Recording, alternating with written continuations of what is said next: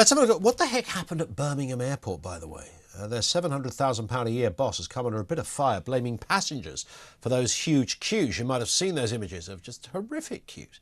Nearly 1 in 5 bags going through security failed the new 100 millilitre liquid rule amid confusion over the policy.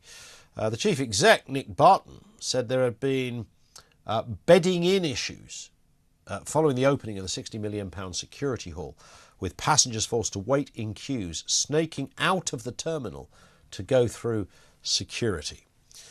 Let's get a word on this from the editor of Airside International magazine, William Hallowell. Always good to gauge your thoughts on these issues, William. I mean, it looked like something that you might have seen in Russia in 1972, people queuing up for bread. But these were people trying to go on holiday. What the heck happened? Yes, well, this is an issue with the new security scanners that the UK government has been trying to get the airports in the UK to roll out. They originally told airports across the country to upgrade these next generation scanners in 2022. Now, that deadline was extended to June this year.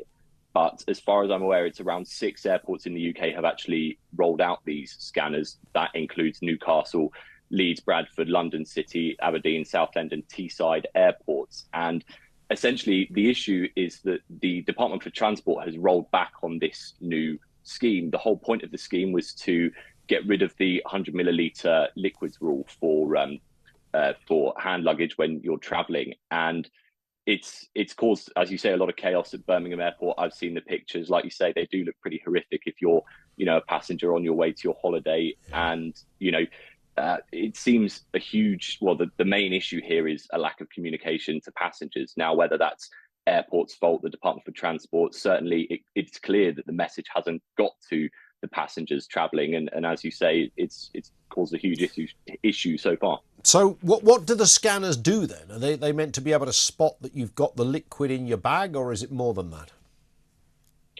Absolutely. That's pretty much the crux of it. I think there's some element of 3D technology in there, but I'm an aviation correspondent, not a tech correspondent. Yes, not a Boots number 7 correspondent. But so listen, so the 100 millilitre rule, was it as I understand it though, was it about the removal of the need to put it in a plastic bag?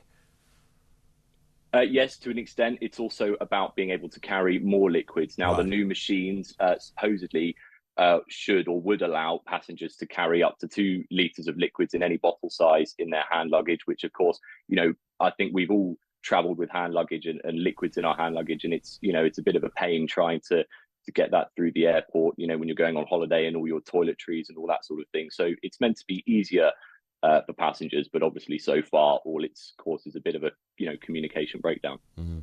I mean, the boss over there, Nick Barton, he didn't quite say nothing to see here, but he appeared to blame passengers for this. Well, I suppose it's easy to deflect blame. As I say, I think it's mainly a communication issue.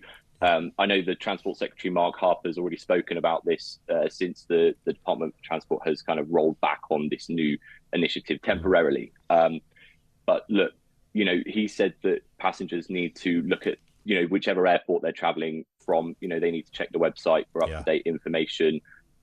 So I suppose everybody's got a bit of a role to play in this. Now, passengers are a bit aware. If you look up 100 millilitre rule on Google right now, you'll see an abundance of articles trying to explain what the new rules are. And, it is very confusing, Yeah, I'm sure it is. Listen, William, thank you as ever for your time. William Hallowell, who's an aviation expert, also editor of Airside International